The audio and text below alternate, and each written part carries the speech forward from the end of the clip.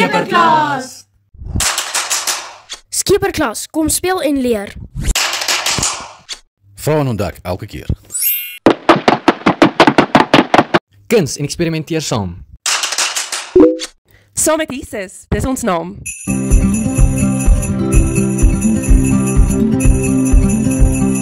Woe! Hoera! Drek, Spat. skep. Kom ons leer.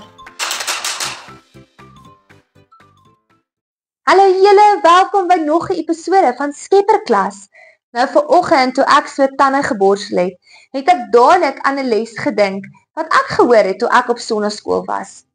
Nou julle, wanneer ons hierdie tandepasta gebruik, kan dit baie ongelukkigheid in 'n huis veroorsaak.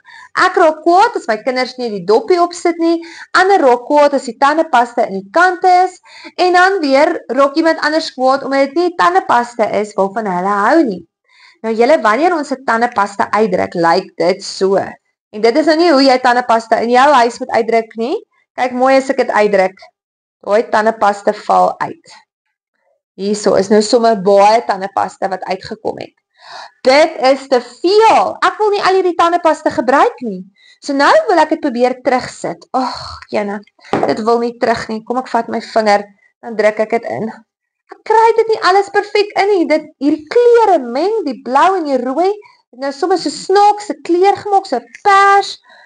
Ek kry dit net nie perfek in nie. Dit wil nie ingeprop word nie en dit gaan oor die kante. So dit is nou een groot gemors, hierdie tandepasta, want dit kan nooit weer teruggaan in die vorm wat dit moet wees nie.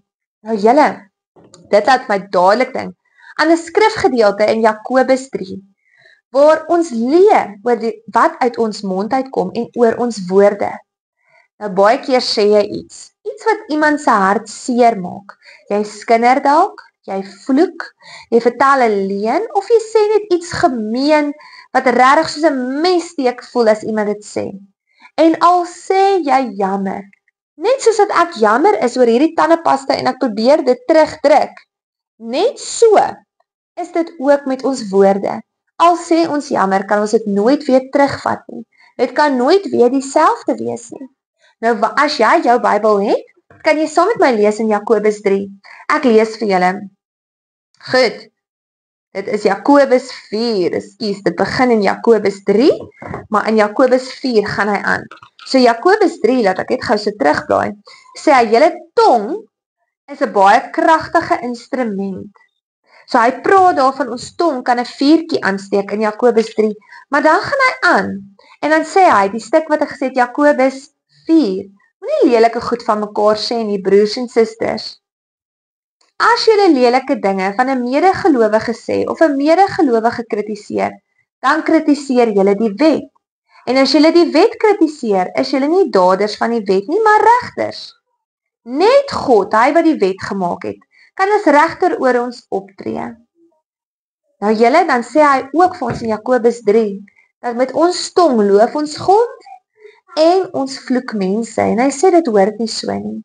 So oppas volgende keer wat uit jou mond uitkom, en voordat jy iets sê, dink aan hierdie tandepasta, dat jou woorde baie seer kan maak, en dat jy jou woorde nooit 100% kan terugvat nie.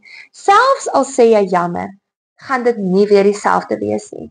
Oppas wat jy sê, oppas hoe jy dit sê, en oppas vir wie jy dit sê.